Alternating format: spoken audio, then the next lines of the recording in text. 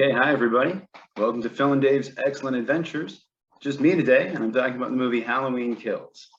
This is going to be a spoiler review, so if you haven't seen the movie yet and you are concerned about spoilers, I would suggest you go ahead and watch the movie first before you watch this review.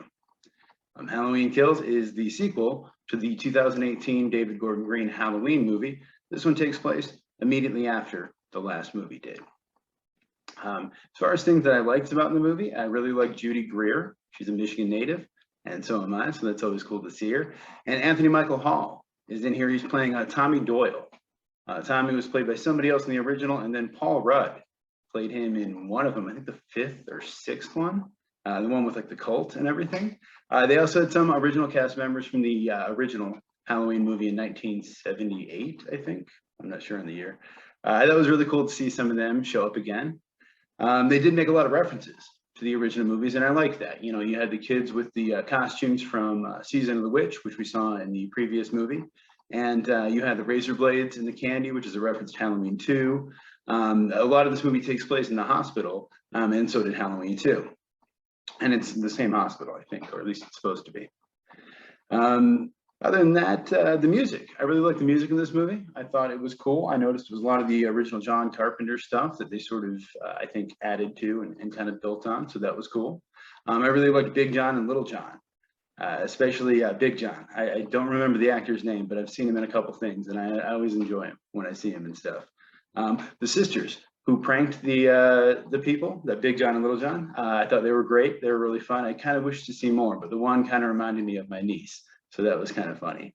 The deaths in this movie were great. If you like really brutal, kind of gruesome deaths, they give you a lot of that.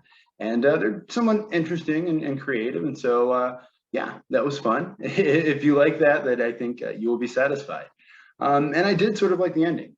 I thought it's clear that this is the second movie in a trilogy. And so it was setting up the next movie. But I don't know, for whatever reason, at the end of it, I was like, okay, yeah, I'm down to watch the next movie. I want to see where this goes. As far as what I didn't like about the movie, though, there's way too many characters. There's just way too many characters in this movie for me to keep track of. And I wasn't sure, which character, usually you have sort of a POV character you're kind of rooting for. And in this case, you had Laurie Strode's daughter, I guess, but she's not in it that much. And then when she is, I don't know how much I cared about the character. Some of the other characters I did sort of care about, but then they just died. So that's weird. I don't know what to do with it. There were some really cool deaths, though, and in particular, the one that I liked was the nurse. The way that she died, I thought was really funny. And I got a solid laugh out of me. The dialogue in this movie, though, again, going back to the Laurie Strode's daughter character, there's just a lot of, she does it, a lot of people do it, where they say some line to the camera, usually that's supposed to be like badass, but it just sounds kind of silly and doesn't seem realistic. It seems very much like they're making a movie. And in a lot of ways, this movie does kind of take itself a little too seriously, more seriously than I expected it to, at least. And Jamie Lee Curtis is sort of sidelined in the movie. She's mostly in the hospital and she doesn't do much. I don't think she ever actually interacts with Michael Myers in the movie at all. So that's an interesting choice. I'm assuming we'll see more of her in the third movie, though. So building that up, that'll be fun. There's way too many flashbacks in this movie. It got to a point where, it started with the thing in 1978, and I thought it was really cool. And actually, for the first 5 minutes or so, I thought I was really going to like this movie. I didn't like the last one that much, and so I went into it with sort of low expectations.